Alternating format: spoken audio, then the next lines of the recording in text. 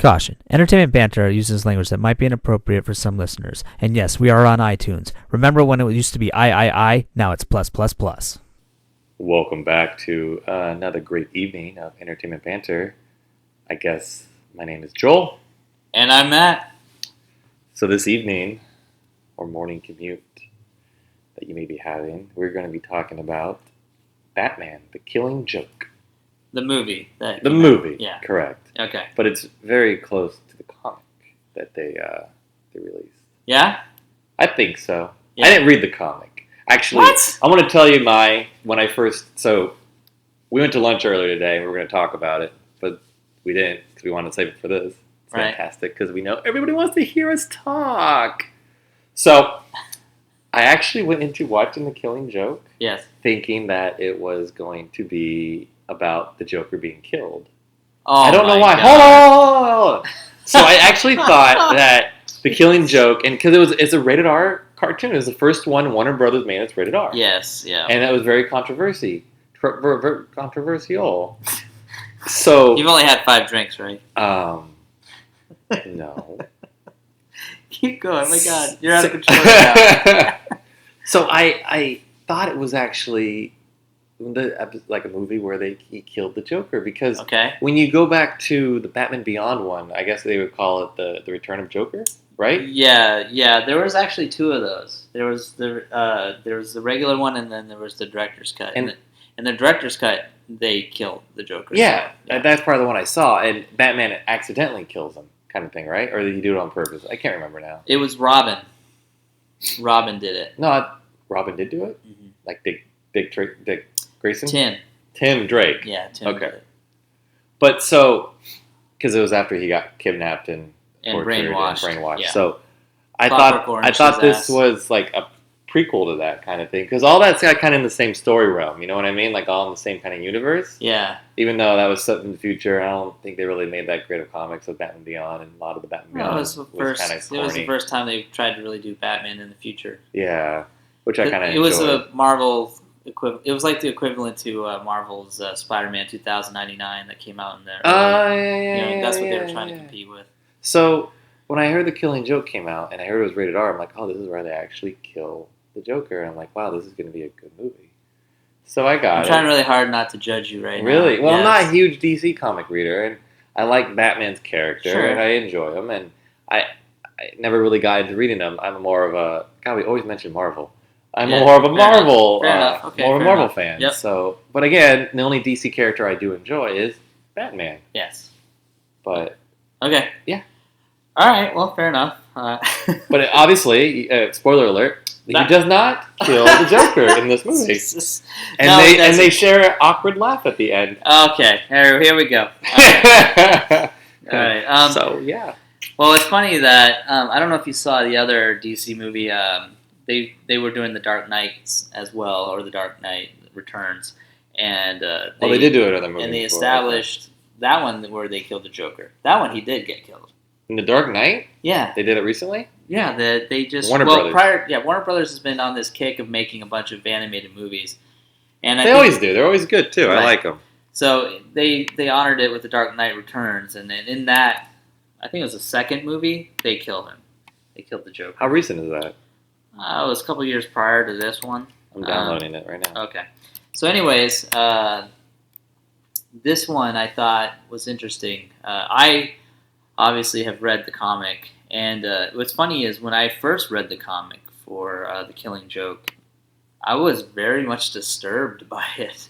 I didn't understand it at first, to be honest with you. I had to go back and reread it a couple of times because I was kind of blown away. There is so many effed up things that happen in the comic. Oh my God. That I didn't realize that I didn't understand why Batman was laughing after all of this bad stuff. Like at the end. Yeah. And so, but right? The more you read the comic and the more you look at it and pay attention to it in detail, it makes more sense. You have to look at it in terms of the Joker's life. I think it really is a great story. My wife... I enjoyed it. My wife had not read the comic, and I told her, listen, before we watch this movie, I'm going to read you the comic. So I actually sat her down like a little dad reading to his little daughter or something, and I read her the comic out loud. Really? And I did all the voices and stuff, and You're so I played lame. some stupid like Batman soundtrack in the background. I wanted her to really understand this story before she watched the You're cartoon. Yeah, I know it's stupid, but you don't read. I'm impressed. I know. Thank Okay. you. I appreciate that. Yeah. So, anyways, I did this, and I think she appreciated it and understood the story. And so when we watched the movie, it was more entertaining for her. Do you feel the movie cut a lot out from the comics? No, actually, I think the movie did a great job of honoring the comic very well. There's lines almost verbatim taken right out of the comic, and there was also panel by panel almost taken right out of the comic. Look it up a little bit after I watched the movie, and it looked like that. Even the whole scene when Barbara got shot. Yeah, like that's looked panel by panel. Oh yeah, absolutely. Like, yeah. There's a lot of panel by panel actually. What I thought was interesting too, and thank God they said it. At the beginning of the movie, it didn't start like the comic starts. And I thought that was weird. And I'm like, where the hell is this going? Because it started with Barbara's relationship with Bruce, which has been hinted in other comics and stories in the past where Bruce and Barbara have hooked up. And so the start of the movie actually was all of that. And that really wasn't part of the Killing Joke story. That's not how it started. Isn't that weird that they hooked up? Like, he's like 20, 30 years older than her? Yeah, it's been suggested a couple of times in other stories and stuff. But what's funny is the movie acknowledged that. It actually starts with Barbara saying, I bet you this is not how you expected it to be, or how this would start, or something like that. She did say something like and I thought that was kind of funny and clever. And I don't know if they were just trying to humanize Barbara more before the obvious shot. You know what I mean? Yeah. So you do that. Relationship. You feel more for them. You feel more for the character.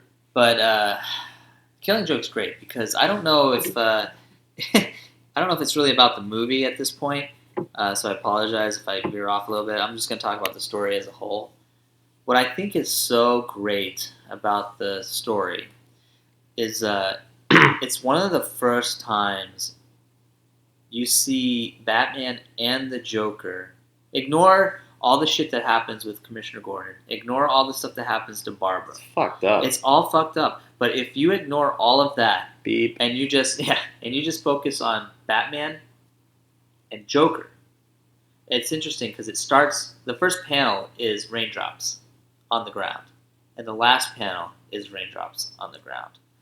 And fascinating. What's interesting is you have Batman on one side, obviously, the yin and yang, Joker on the other.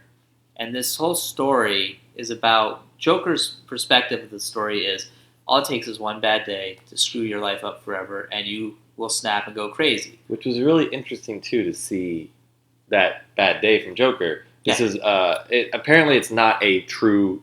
It could not be a true origin story of it, but it's a look into the past that this could be the reason why he went to become the Joker. You're starting another thing that I want to talk about too, but I can't. There's too much in my head.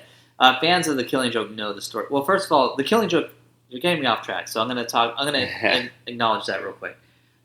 The comic, The Killing Joke, or the trade paperback, or whatever you want to call it, it was one of the first of its kind. It was written separated from the comics. So, like back in the day, comics were like soap operas. You read the comic, and it was a continuous story arc leading on to the next episode, so on and so forth. Well, The Killing Joke came out, and it was basically its own story. It's like when it came out, it had nothing to do with what was going on in the comics at the time. They were just saying, hey, this is just a Batman story. Here you go. And people were like, okay, whatever. And they read it. But it was so impactful that it changed the storyline of Batman. So, like, if you were reading Batman and he was at in space, I don't know what the hell he was doing at the time, but let's just say Batman was in space. And they do. All of a sudden, once that random story came out, people were like, oh my God, this was amazing. Barbara Gordon, who was fine 1 minute in the continuing story arc where Batman's in space, suddenly became crippled or suddenly became Oracle. And people were like, why the hell did this happen?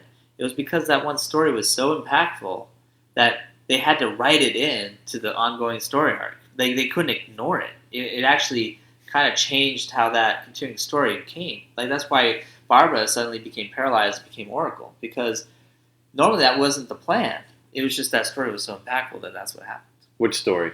The Killing Joke, because the Killing Joke, remember, like I said, so they wanted to keep that story arc going. So they loved what happened so much. They started taking from that one shot story and started implying it into their long line of because she comics. gets paralyzed at the end. They couldn't ignore it. People loved it so much. So getting back to the parallels, I think it's so cool that it's the first time you see, honesty, the rawest forms of Batman and the Joker. It's for the very first time you get to see them be about as real and as honest and open. It's like it's almost like the equivalent if they went to therapy and they had a breakthrough and let it all out. And I think that's what's so cool about the Killing Joke, and that's why when you first see the movie or read the comic, you think, "Holy shit! How can Batman stomach this guy? He just shot Barbara Gordon, paralyzed her, then pretty much stripped her of her clothes, sexually assaulted her." Did he rape her? You know what? It's implied. It's implied, but not proven. It's not proven. If anything, she definitely gets fondled. But pictures are then taken of her naked, and then that's not enough. Then they take Gordon, strip him down to nothing, try to break him by taking him through door after door, room after room, of showing what they did to his daughter. And also showing them how they punish the Joker for doing things out of the law. Yes. And proving that Batman does the exact same thing. Yes. And so the whole point is, by the end of it all, Joker is trying to make that point that Commissioner Gordon is going to snap because all it takes is one bad day. He was trying to get him to snap. He was trying to get him to snap. And he still didn't. Joker's saying, "Look, I snapped." And Joker's saying, "Look, Batman has snapped. So naturally, Commissioner Gordon's going to snap." And then when Gordon said, "Go book him and not kill him," he didn't snap. Which is such a powerful moment. Mm-hmm. Just with still Gordon. wants to do it by the law, by the book. Yes, and more than ever. More determined than ever. He cannot But he still sent a vigilante to do his job. Yeah, but what's funny is Bruce was pissed at that point. Batman was pissed at that point even, and was willing to... I don't even remember if he said, like, no promises or something. But what's interesting, too, is... No, he did tell Joker, like, "Gordon, you're not going to snap Gordon." You know, he even told me just before coming in here he purposely said that to Joker to piss him off. Of course. But what's interesting, so... That's like in the middle of the story, right? Correct. So, like, if you can imagine a timeline, yin and yang, one starts with yin, the other starts with yang, that kind of thing, like the beginning and the end. Mm-hmm. What's interesting is it's a role reversal. If you start with yin, you end with yang, vice versa, with this timeline. And the climax is, will Gordon break? But then once that hits, it then goes right back to the story of Batman and Joker not being so different. And so if you watch the beginning of the movie or you read the beginning of the comic, Bruce shows up to Arkham to say, "Hey, we know we're going to destroy each other." And this is what I'm saying, it's like a therapy session. He literally says, "I don't want to do this. I generally sympathize with you. I don't want to have to do this. Can we please work this out?" That's basically what he's saying. I know, and they go back and forth all the time. But this is like a true moment of coming to Jesus. Like he's actually going out of his way and reaching out to him. But the reach out isn't just like, "Hey, I don't want to kill you." It's a genuine reach out, and this is where the ties start coming together. Where Bruce had a bad day. Bruce can sympathize with a bad day. He knows what it felt like on that day. And so for once in his life, he's actually looking internal. He's almost like he's looking at himself. He's saying, "I had a really bad day once." He's almost confiding to the Joker. And so he goes and says, "Hey, I know what it feels like. I know what you're going through. Let's not do this to each other. Let's actually work this out." And so that's the beginning. And then, of course, you realize he's talking to nobody, some friggin' punk. So at the end of the comic, at the end of the movie, he actually meets the real Joker. And that's when, for the first time, And when he does that speech again, the Joker, for one moment, is no longer the Joker. It's almost like for a brief second, he's that guy before he had the bad day. And he's saying, it's too late for me. But it's almost like he considers it for a second. Like, in that moment, could you imagine if Joker said, okay, and then everything that makes Joker Joker dies instantly? It's But that they won't close. do that. No, it's too much of a good story arc to have Joker and Batman go of course. But the point I'm making is, it's the first time we've ever seen the Joker humanized. He's not that psychotic psycho killer. He's Batman brought him to the edge. And what I find is so interesting is the Joker says, no, I can't do it. And then you know what he does? Is he tells a joke about people walking an edge. And he That says, was the joke? that was the killing joke. And so like, he's saying like the light beam would disappear and he would fall. Right? Because they're both insane. Right. And so Batman laughs. And for a moment, the worst of enemies are the best of friends, because they both have had their bad day, and that is the first time ever they've talked about it and shared a common ground. And I think that's what's so touching about the story. But like I said, when you read it for the first time, you're like, okay, the Joker did all these fucked up things, and Batman is laughing at his jokes. What the fuck? But the story is not about what happens to Barbara. It's not about what happens to Gordon.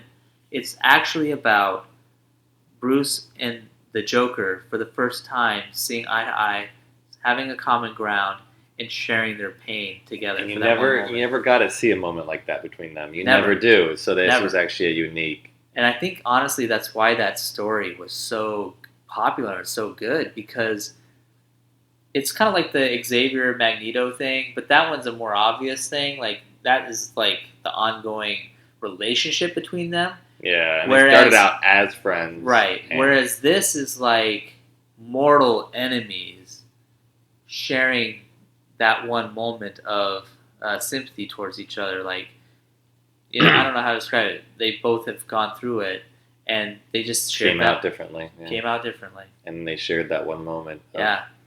an but- awkward joke at the end, and they started laughing. Yeah. And supposedly, like, that's the only time the Joker's ever made Batman laugh.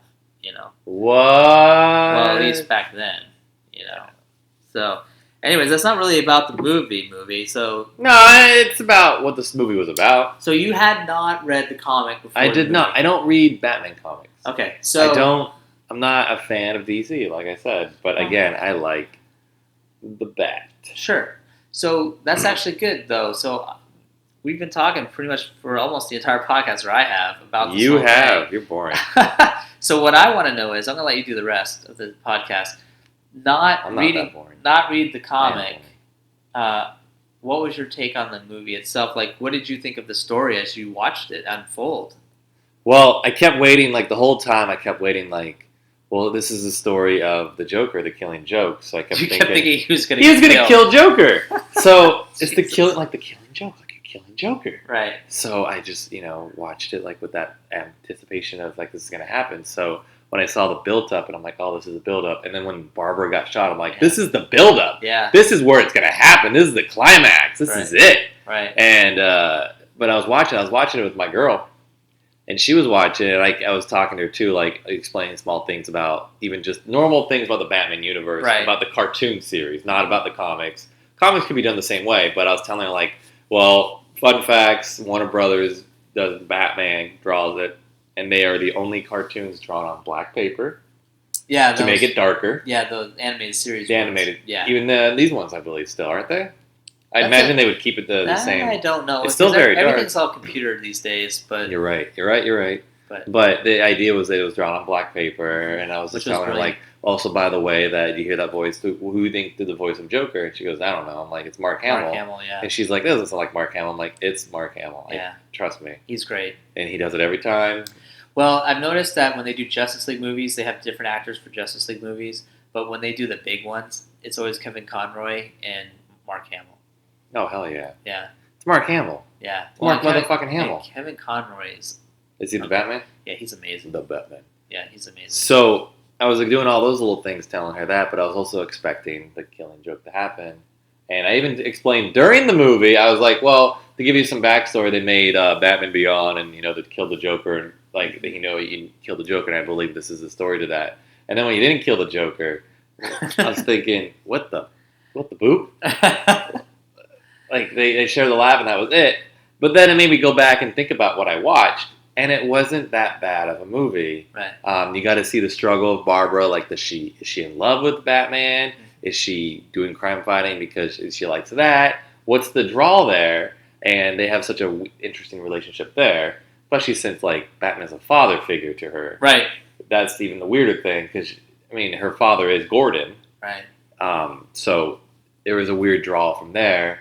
Then you got to see that Batman, that interaction with the Joker, and then you also got to see the Joker, which is unique too. I've never really seen much of this Joker background as a victim, as becoming who he is, and he literally was just trying to get up on his luck, and he had a bad day. Yeah, and it's true. You look at back anything, a lot of people's lives change on just one bad day. Right. It could be a bad day because you made a bad decision. It could be a bad day because a loved one got in a car accident. It could be among any things. And that one day can define the rest of your life. Right. And we try not, as humans, we don't want to have a single day define our lives. We want to be able to define our lives every other day. And hopefully that we can make our lives better every day. So. Yeah, because if you think about the story of the Killing Joke, Joker, his wife dies. That's pregnant.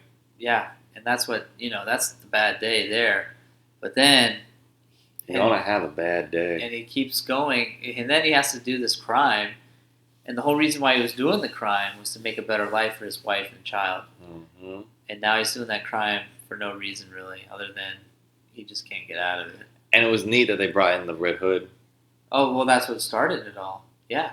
Which was really nice because I know the Red Hood gang was around long before Joker actually formed, right. Which was nice to have that there as and well. They applied. That was obviously the implication of the Joker as well.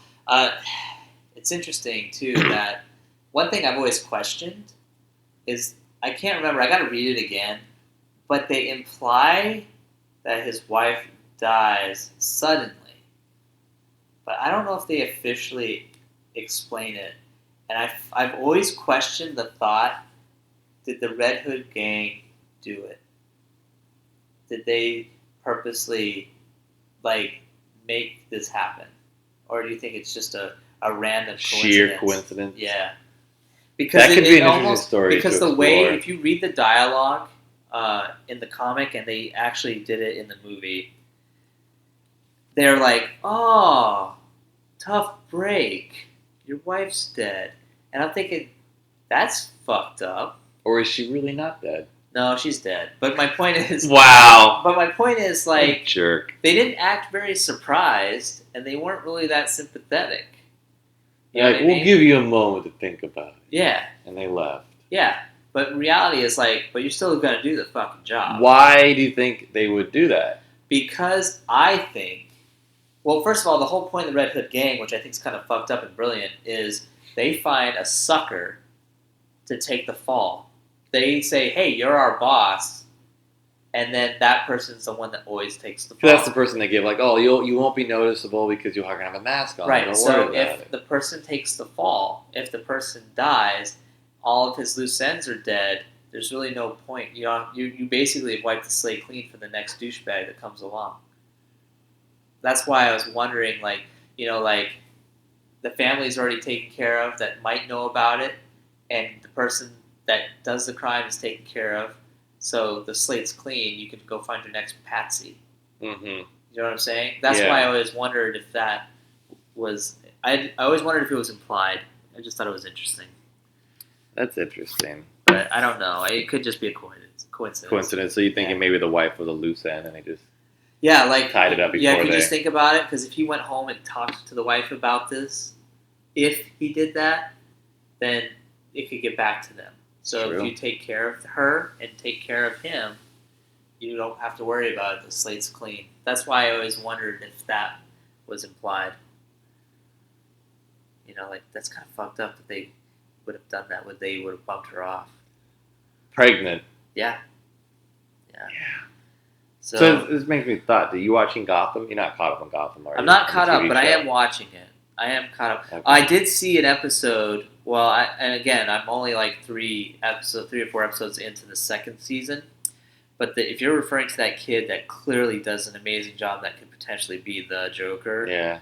I just saw the episode where they quote unquote killed him off. Oh, okay. But like in the comics, no one ever truly dies, and that guy, that actor, whoever they picked, does Excellent. such a great. You finally job, saw that, huh? Does such a great job that I would be surprised if they actually killed him off. I would hope that they did not. But Well, then we'll they see. showed you all the people watching it all being imitators and all that shit. Yeah, that actually irritated me because that just says now the idea of the Joker exists, and now let's say they did kill that guy. That just means the Joker's now an unoriginal bastard. It makes you think that the Joker we know and know that Batman knows personally is just an imitator. Exactly, and that But is it cheapens the really an imitator, or is the reason why he's always battling Batman because there's always a new Joker and it's always been a new Joker each time? It's just that they're so clinically insane. Yeah, I see what you're saying, Yeah. but I think it cheapens the character. I think so too. I didn't like that part. So. So it makes me but my wonder about thought it. is, and my hope is, and I haven't seen the whole season, but maybe, just maybe, it was a brilliant way to write him off, but not out. Does that make sense? I don't know. It was an interesting take in that. And we're going to get into a whole new detail with Gotham. I was just wondering if you were caught up because it did some interesting things recently. But it makes you wonder, like, where they're going with this TV series because you have that incident. You have Barbara Keene, who is supposed to be Gordon's wife. Yeah, I don't know who. So Barbara is his wife, and she's obviously in this show. She's crazy. So does that mean his wife, him name their daughter Barbara as well? Yeah, Interesting. Yeah. I don't like that. but it could just be a weird coincidence, Could and be. he could just get another girl. Oh, he does. Yeah, but we're actually out of time. What? Are you the time Nazi? I am the time Nazi. You little... Yeah, people don't want to listen to us for hours. So, Well, I don't want to listen to you for hours. do you have anything else to say about You're the Killing making me Joke fall before we go? asleep. No, The Killing Joke. Great movie. I recommend it if you are a Batman fan, if you're a DC fan, or just curious about it. But do not expect the Joker to be killed. That's a different show, apparently. Even I was expecting the Joker to die the entire time. I thought it was going to be an awesome scene. Enjoyed the movie. I mean, it was a great, entertaining movie. Yeah. It really was. So yeah, so it was a great movie, and it honored the comic very well. And so if you enjoyed the comic, I would think you would enjoy this movie. So thanks for listening to Entertainment Banter. I am Matt. Guess that makes me Joel. Done. What are you waiting for? The next video is only a click away.